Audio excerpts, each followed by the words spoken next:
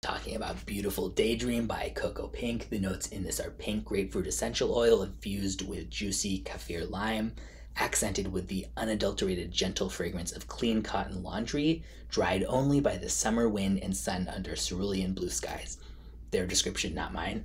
But yeah, to me, this comes across to my nose as a combination of kind of too astringent, like bitter, grapefruitish, and also too chemically and synthetic. To me, it honestly kind of smells like kind of like one of those like public bathroom cleaner sprays, not the bathroom itself, but like just that kind of like cleaning spray. And yeah, still not something I want to smell like. I would say pretty unisex overall, but I just really seem to not like those kind of like ones that are sort of supposed to smell like synthetic laundry type of vibes or something. So maybe if you like that type of vibe combined with something like really bitter, astringent grapefruit, this would be a bigger hit for you.